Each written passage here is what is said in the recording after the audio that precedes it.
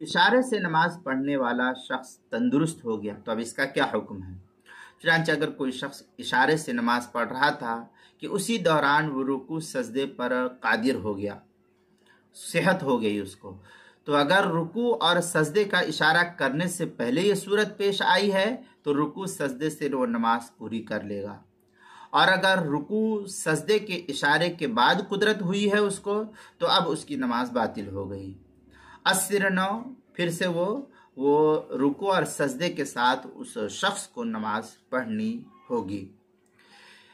اب یہ تفصیل اس وقت فقہا بیان کرتے ہیں کہ یہ صورت اس وقت ہے جبکہ کھڑے یا بیٹھنے کی حالت میں اشارہ کر رہا ہو۔ اس کے برخلاف اگر لیٹ کر اشارے سے نماز پڑھ رہا تھا پھر اس کو اسی درمیان بیٹھنے پر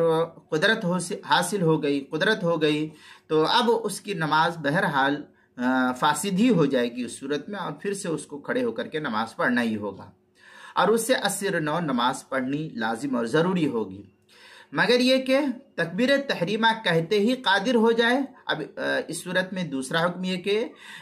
اگر کوئی شخص تکبیر تحریمہ کہتے ہی قادر ہو جائے تو اب رکوع سجدے کے ساتھ وہ شروع ہی سے چونکہ کھڑا ہی تھا اور اسی وقت تھا وہ، تو اب وہ اس کو دہرانے کی ضرورت نہیں، اسی تکبیر تحریمہ کے ساتھ ہی کھڑے ہو کر کے رکوع سجدے کے ساتھ نماز ادا کر لے، اس کے لیے جائز ہے۔ چنانچہ در مختار شامیہ میں ہے وَلَوْ كَانَ يُصَلِّي بِالْإِمَاءِ فَصَحَّ لَا يَبْنَى إِلَّا إِذَا صَحَّ قَبْلَ أَن يُؤَمِّ بِالرُّكُوعِ وَالسُّجُودِ۔ اس طریقے کی عبارت در مختار میں، شامیہ میں وَهَذَا ظَاهِرُ فِيمَا إِذَا افتتح